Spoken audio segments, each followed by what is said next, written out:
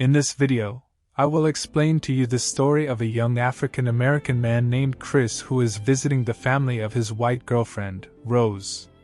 At first, everything seems normal, but as Chris spends more time with Rose's family and their circle of friends, he begins to notice strange and unsettling behavior from them. He soon discovers a dark and twisted secret about the community and the true intentions of Rose's family. With the help of his best friend, Chris must fight to escape and uncover the truth before it's too late. The film is a thrilling and thought-provoking exploration of race and social injustice, wrapped in a haunting and suspenseful mystery. Welcome to Thud Movie Recaps. Please help us by subscribing to the channel. Thank you and have fun. The film begins with a black man named Andre walking through a peaceful neighborhood. He is then confronted by a suspicious white car. The car's door suddenly opens, and the driver knocks Andre unconscious before dragging him into the vehicle. The story then shifts to the protagonist of the movie, Chris Washington, a black photographer who is getting ready to leave. He is being taken to meet his white girlfriend's parents for the first time. Chris is nervous about the meeting and asks Rose if her parents know that he is black, out of fear that they may be racist. Rose reassures him that her parents have no such biases. As they drive, Chris calls his best friend, Rod, who works as an airport security officer, to express his gratitude for taking care of his dog. Chris then puts Rod on speakerphone so that Rose can say hello, but Chris becomes jealous after hearing the two chatting. Unexpectedly, a deer jumps in front of the car and crashes into the windshield, breaking one of the rearview mirrors. Chris and Rose exit the car and see the deer dying near the woods. They then call the police, and during their conversation, the police ask to see Chris's ID, even though he was not driving, which makes Rose angry. The two continue on their journey until they finally arrive at Rose's parents' home.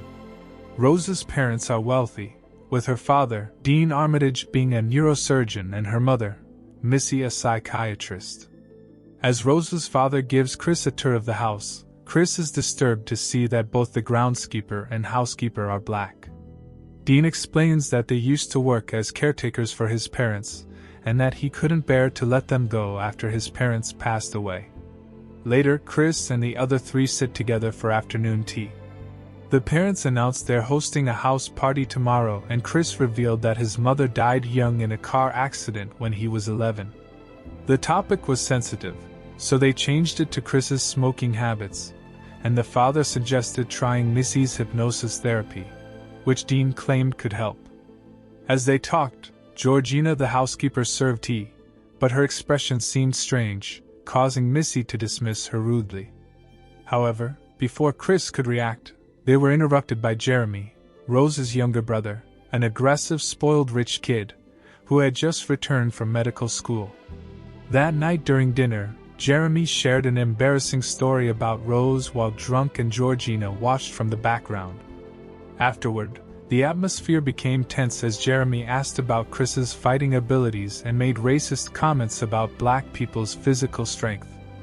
Jeremy even stood up and was about to challenge Chris to a fight, but the parents intervened. In Rose's room, she vented about her family's weird and racist behavior and apologized to Chris. Later that night, Chris went outside for a smoke and saw Walter, the groundskeeper, running towards him, but he simply passed by. Chris also saw Georgina looking at her reflection in the window, seemingly unable to see him. Upon returning inside, Chris found Missy in the therapy room and joined her. Missy began to ask about Chris's smoking habits and offered therapy. However, before Chris could answer, Missy started stirring the tea, and the scraping sound affected Chris. She then asked Chris intrusive questions about what he was doing during the time his mother died, and despite his reluctance, the tea-stirring sound made him answer. Missy continues to prod him about a traumatic event from his past, causing him to break down and become paralyzed. She utters the word, sink, which causes him to feel like he's sinking inside his own mind, unable to reach up. Missy calls this state the sunken place. His consciousness is detached from his body, which remains paralyzed in a chair. The next morning, Chris wakes up in Rose's bed and brushes off what happened as a nightmare. He goes outside to take photos and sees Walter, the groundskeeper, who behaves strangely and brings up Chris' smoking habit, confirming that the hypnosis was not a dream. Chris informs Rose of what happened, and she apologizes for her mother's actions. Chris also discovers that the hypnosis was successful, as he no longer feels the urge to smoke. As they watch from the window, they see many wealthy white people arrive for the Armitage's annual gathering. Most of the guests are old white people who act strangely toward Chris. One old man asks if Chris is good at golf, and another guest inquires if Chris is better in bed because he's black. Another couple remarks that black skin is now in fashion, which disgusts Chris, and he walks away. While looking for a scenic view to capture with his camera, Chris encounters another black man, Andre, who now goes by the name Logan King. When Chris approaches him, Logan speaks and acts like an older white person, and his similarly aged wife comes over to inform him that someone wants to see him. Despite feeling uncomfortable with Logan's behavior and his lack of understanding of a fist bump, Chris continues to explore the party. He meets a blind man named Jim Hudson, who is a well-known art curator and a fan of Chris's photography. Chris grows tired of meeting people at the party and heads upstairs, only to find his phone charger unplugged and Georgina in the room. When he informs Rose about what Georgina did, she doesn't think any harm was intended. Chris calls his friend Rod to catch up and updates him on the hypnosis session. He also confides in Georgina about feeling intimidated by the white people around him, and she becomes emotional and says the Armitages treat her like family before leaving. Downstairs, Chris is asked by an old person if being African American is an advantage or disadvantage these days, and he brings Logan over to answer. While attempting to snap a photo of Logan to show Rod, Chris forgets to turn off his flash, causing Logan to have a nosebleed and become hysterical. In the following scene, Logan is escorted away, and Dean explains that Logan has epilepsy and that the camera flash caused him to have a seizure. Logan then emerges from Missy's therapy room, feeling better and announcing that he wants to go home with his wife. To lift the mood, Dean suggests a party game, but Rose notices that Chris is looking upset and takes him for a walk. In their absence, the guests and family hold an auction, with Chris as the prize and the blind Jim Hudson emerging as the highest bidder. During their walk in the woods, Chris tells Rose that since the hypnosis, he's been feeling strange things and feels like he recognized Logan earlier. Chris expresses his desire to go home, and Rose agrees, planning to return to the city in the morning. When they return to the house, Chris sends the picture of Logan to his best friend, Rod, who recognizes the man as Andre Hayworth, who used to date one of their friends. Rod becomes distressed after learning that Andre has changed his name and is now in a relationship with an elderly woman, but Chris's phone battery dies before they can talk more. Realizing that something is definitely wrong, Chris tells Rose that they need to leave right away, and Rose agrees, going to retrieve her bag first. While alone in Rose's room, Chris discovers pictures in the open closet of Rose's previous relationships with several black men, including Walter and Georgina. It turns out that Chris isn't the first black man Rose has been with. The scene shifts to Chris and Rose, with Rose telling Chris that she's ready to leave but can't seem to find her car keys. Chris urges her to go downstairs, but Jeremy is blocking the front door and Missy is waiting in the foyer with her tea. Chris becomes frustrated and asks Rose to find the keys, but Dean walks in and starts talking about the superiority of the white mind. As Chris becomes increasingly agitated, Rose finally reveals that she's in on her family's plan, and Missy hypnotizes Chris with a tap of her teacup. The family drags him to the basement and straps him to a chair.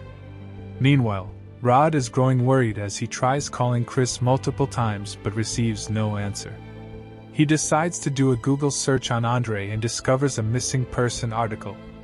Chris wakes up to find himself strapped to a chair, with a recording of Rose's grandfather playing on the TV in front of him, speaking about immortality, and how Chris was chosen for his genetic advantage as a black man. The teacup and spoon appear on the screen again. Ting ting ting, and he has been knocked unconscious.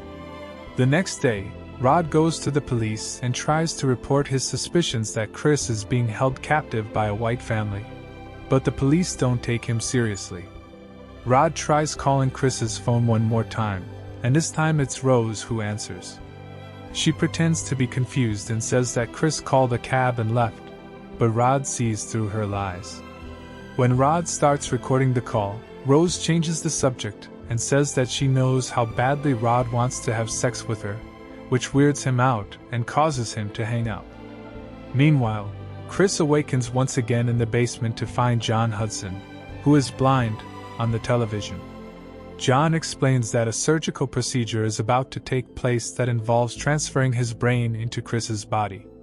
Once this is done, Chris's consciousness would not disappear entirely, but instead would become a passenger in his own body, trapped in the sunken place. The family has been transferring the consciousness of old white individuals into young black bodies, granting them preferred physical attributes and a twisted form of immortality. In John's case, he is after Chris's eyes. After the conversations, Chris discovers the cotton sticking out of his armrest just before the T recording begins playing again. He then prepares himself to pass out. In another room, Dean starts performing a brain transplant procedure while Jeremy goes to retrieve Chris. When Jeremy removes the straps and sets up the IV, Chris catches him off guard by hitting him with a lacrosse ball. It is revealed that Chris had blocked the hypnosis trigger by inserting cotton from the chair into his ears. Seeing that Jeremy has not returned, Dean goes out to look for him. Chris takes advantage of the situation and attacks Dean with the horns of a mounted deer, causing him to die from the bleeding. He then accidentally knocks over a candle, causing a fire in the operating room where Jim Hudson is unconscious. Chris then goes upstairs and confronts the mother, knocking over a teacup on the table. She stabs his palm with a sharp object, but Chris overpowers her and stabs her in the eye. As Chris tries to escape, he is stopped by a bloody Jeremy, who tries to trap him in a headlock. Despite this, Chris manages to stab him and then stomps on his skull to ensure he stays dead. As all of these events unfold, Rose is upstairs listening to music and browsing pictures of shirtless black men, completely unaware of what's happening. Chris finds the car keys and starts Rose's car. However, as he drives off, he hits Georgina by accident. Feeling remorseful as his own mother died in a car accident, Chris brings Georgina inside the car. However, upon hearing the collision, Rose runs out with a rifle, shouting, "Grandma!" The truth about Georgina possessing the grandmother's brain comes to light, and she wakes up, fiercely attacking Chris for killing her family. The ensuing car crash results in Georgina's death, but Chris manages to survive. Chris gets out of the car, dodging a shot fired by Rose. As he tries to escape, Walter, the groundskeeper, rushes toward him along with Rose, shouting, "Get him, Grandpa!" Walter tackles Chris to the ground, but Chris swiftly snaps a photo of Walter with a flash camera, causing the real person inside him to awaken. Walter requests the rifle from Rose with the intention to eliminate Chris, but instead shoots her in the abdomen. He then points the rifle at himself and pulls the trigger. Chris then crawls over to Rose and starts strangling her out of hatred, but he can't bring himself to kill her. Suddenly, a police car shows up, and Rose cries for assistance. However, it turns out to be an airport security vehicle, driven by none other than Chris's closest friend. The film concludes with Chris and Rod quietly getting into the car and driving off, leaving Rose to bleed to death from her wounds in the street.